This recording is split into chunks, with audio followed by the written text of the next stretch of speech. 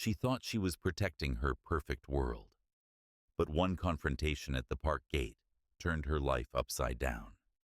A racist outburst against a black man she deemed a threat sparked a scandal that cost her everything: her friends, her job, and her dignity.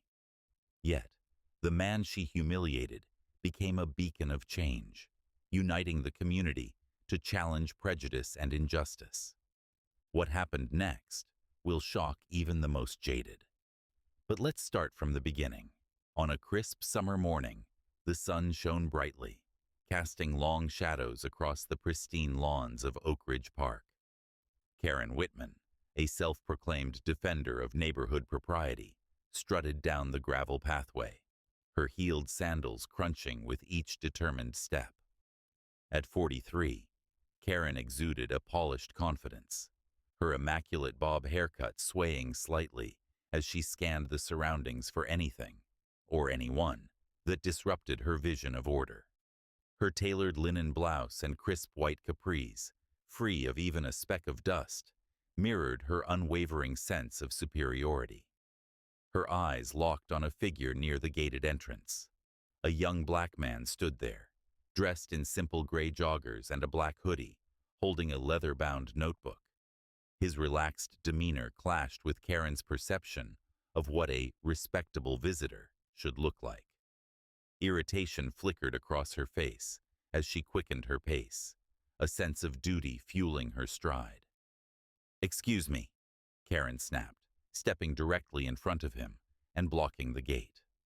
Her arms crossed tightly over her chest, her chin raised.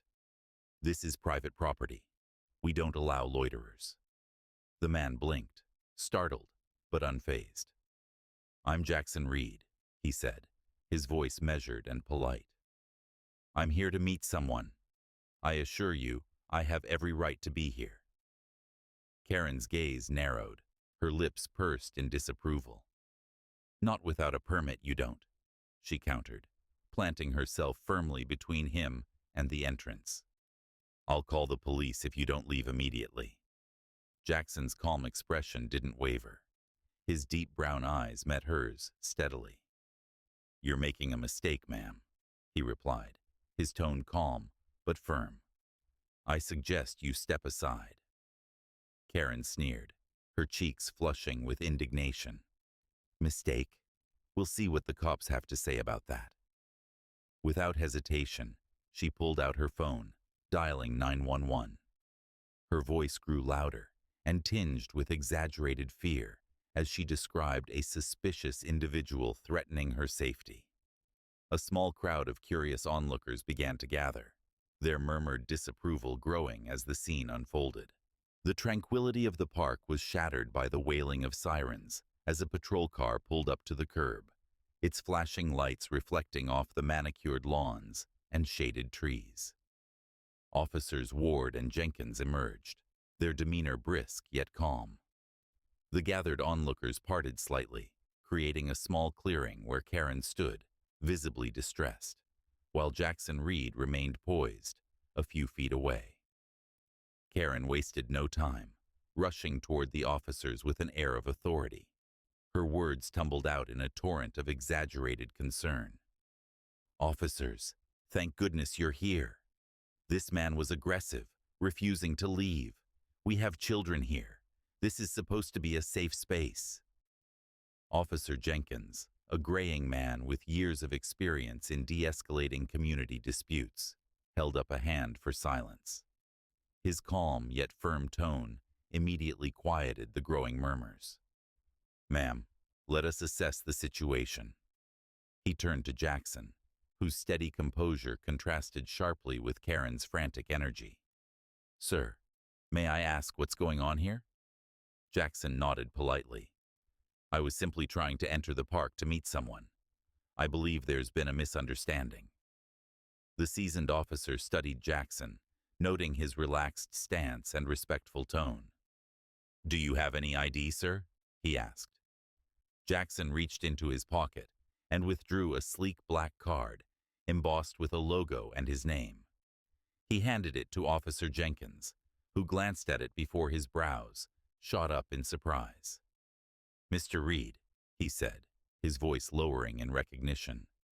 "You're the owner?" Karen, who had been standing nearby, froze in place. Her face, already red from the heat of her indignation, turned a deeper shade of crimson. "Owner?" she blurted out, her voice tinged with disbelief. "That's impossible." Officer Ward, younger but equally professional, stepped forward and addressed Karen directly, his tone sharp but controlled. "Ma'am, Mr. Reed owns this park. He's here on official business." The crowd, now fully engaged, erupted into a low hum of murmurs and whispers. Karen's indignant expression faltered as reality sank in. "There must be some mistake," she stammered, her voice weaker now. "How could he?" But her words hung in the air unanswered, the weight of her error unmistakable in the sea of watching eyes. Jackson Reed stood tall, his calm demeanor unshaken, though his voice carried an undercurrent of quiet intensity. "Ownership isn't limited to people who look like you, Ms. Whitman," he said, his words deliberate and cutting through the rising murmurs. "I acquired this park last year as part of a community project to make it a space for everyone, no matter their background." Karen's face twisted in disbelief, her indignation giving way to sputtering apologies that lacked conviction. I didn't mean, I just thought."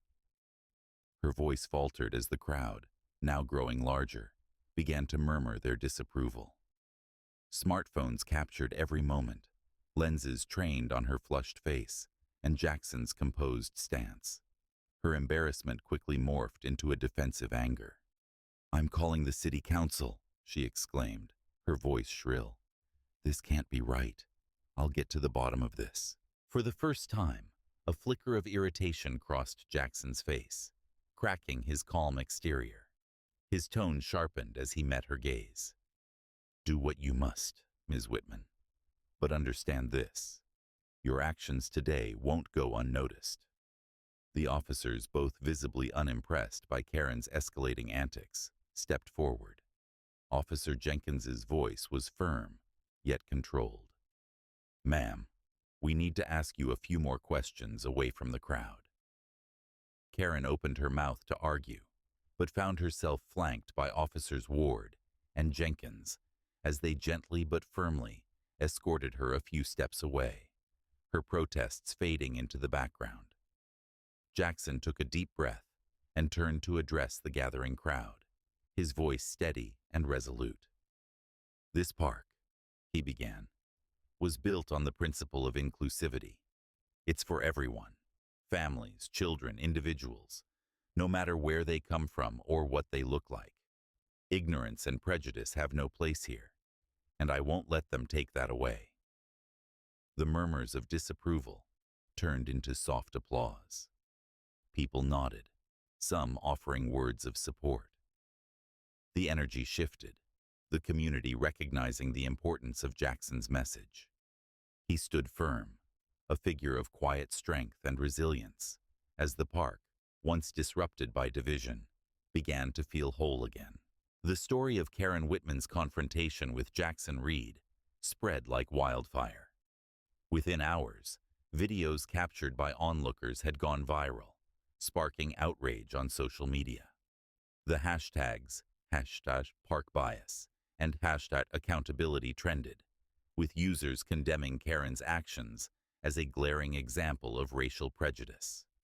Her face, flushed with indignation in the clips, became a symbol of the biases many hoped to eradicate. Karen's world unraveled quickly. Friends and neighbors, eager to distance themselves from the controversy, stopped answering her calls. Her social circles dissolved almost overnight. Even her local book club politely informed her they were going on hiatus. Left to confront her actions in solitude, Karen found herself staring into an uncomfortable truth. Her behavior was indefensible. The walls of her carefully curated life felt suffocating, her once unshakable confidence replaced by a gnawing guilt. Meanwhile, Jackson refused to let the incident define him. Viewing it as an opportunity for growth, he organized a community dialogue the following week, setting up chairs and tables in the very park where the incident had occurred. Flyers and social media posts invited residents to an open discussion about bias, inclusion, and ways to foster a stronger, united community. On the day of the event, a diverse crowd gathered, filling the park with murmurs of anticipation. Karen arrived late, clutching a notebook in trembling hands. Dressed simply, with none of her usual polished airs, she hovered at the edge of the crowd before summoning the courage to approach Jackson. "I need to apologize," she said softly, her voice thick with emotion. "I was wrong, terribly wrong. I'm so sorry." Jackson regarded her for a long moment, then nodded. "Change takes time," he replied, "but it starts with acknowledging the problem. What you do next will matter more than anything you say now." Karen left the event determined to prove her sincerity. Over the following months, she became a regular volunteer at the park, helping with cleanups and events. Though she was humbled, the experience brought her a sense of purpose. The park thrived, transforming into a vibrant hub of unity. What began as a moment of division became a lasting lesson in empathy and redemption for Karen, Jackson, and the entire community.